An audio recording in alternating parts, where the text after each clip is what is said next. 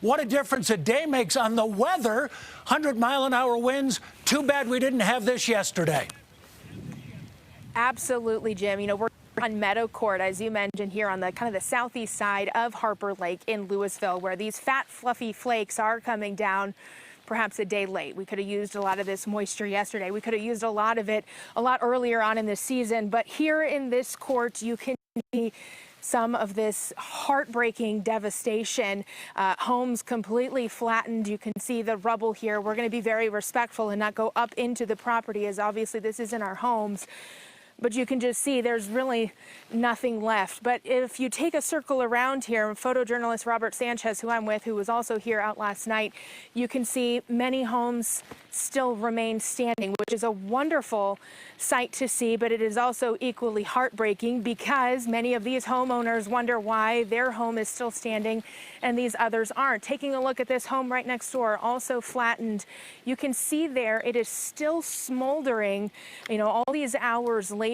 The city of Louisville, there were crews here just moments ago, moments before we were live. They're out here trying to make sure the water is turned off and that there aren't any other safety concerns, given the fact that, again, these homes, as you can see, are no longer here, but that this threat still remains. You have emergency responders all around this area that have been allowing some of these homeowners to slowly but surely come back in to see what remains, if anything, of where they've called home for however many years. We've been talking to some people in this area who say that they've lived here for 20 years, and it's heartbreaking to see all their memories just reduced to ashes. You know, you see a lot of these homes that are still decorated in Christmas lights, you know, that just a few days ago they were celebrating the holidays, and now, you know, with a new year comes a whole new perspective of how do we get through this. And we've seen it time and time again, unfortunately, Jim, with the number of fires that Colorado has experienced. The Coloradans do come together,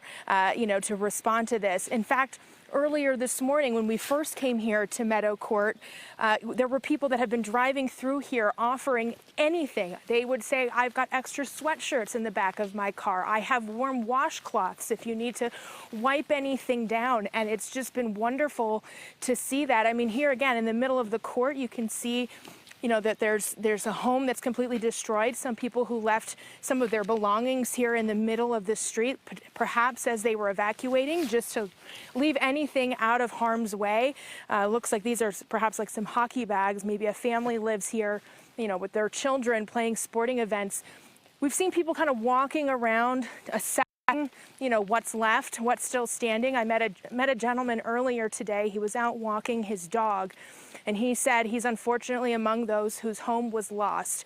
But he looked down at his dog, and he looked right at me, and he said, he and I got out, and that is all that matters. And I think that that is what has been so profound. We heard it earlier today in the press conference with Governor Polis and Sheriff Joe Pelley, and of course with Senator Bennett and Joe Neguse there, saying that it is perhaps a New Year's miracle that at this point, there is no loss of human life. And we've all been seeing the videos and the footage of the fire that was raging through here yesterday. And again, as we look here live at this destruction on Meadow Court in Louisville, it is heartbreaking, but we're finding those little glimmers of hope. So with that being said, we're going to go ahead and try to check some of these other neighborhoods just to see, you know, what we can find. Again, Coloradans helping one another in this greatest time of need, Jim. Yeah, Kelly, that's so true. And we also know several very reputable places to donate to help out the victims. And we know that a lot of money is starting to pour in. Coloradans and people all over the country seeing the devastation, the people displaced. They want to do what they can to help.